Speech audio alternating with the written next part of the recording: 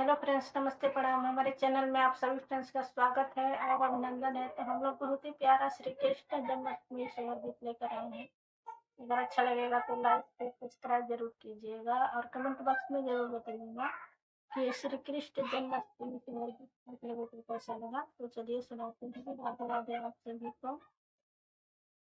घर घर घुमेली नाउनिया ता सखिया बोलावेली हो। सखी चले चल नंद के भावनावा कन्हैया छठियार देखे हो। ए सखी चल चल नंद के भावनावा कन्हैया छठियार देखे हो। कैले सलाह सिंगार नयन भर काजर नयन भर काजर हो। सखी ओढ़िले चटकी चुनरिया तो एड़िया सखी ओढ़िले चटकी चुनरिया तो एड़िया महावर हो। आई गईली सखिया साले हरता आई गईली गोती न हो। यारे मिली जोली गावेली सोहरिया यशोदा गे आंगनवा हो। आरे मिली जोली गावेली सोहरवा यशोदा के आंगनवा हो।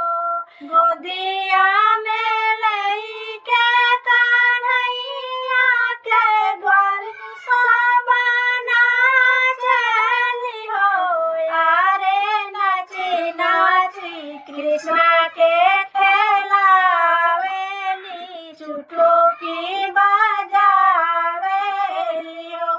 आरे नाची नाची कृष्णा के खेलावेली चुटकी बजावेली हो।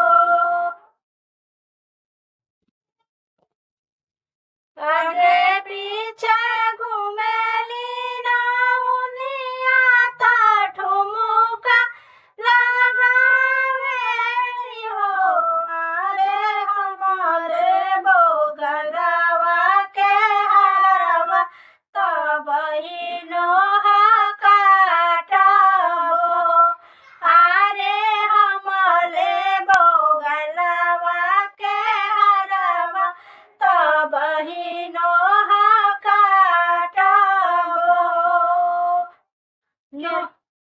नोह काटाए नौली नोह काटा बबुआ के नोह काटा हो।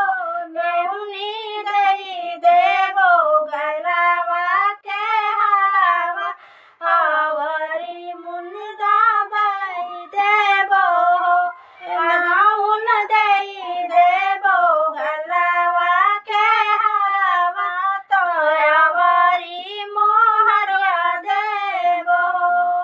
नंदा जी लौटावे धनु गैया यशोदा मैया मोहर हो। अरे घर घर बटल मिठैया समैया बड़ी पावन हो। अरे घर घर बटल मिठैया समैया बड़ी पावन हो।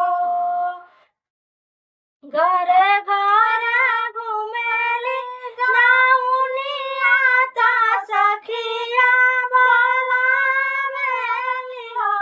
सखी चल चल नंद के भावनावा कन्हैया छठियार देखे हो। सखी चल चल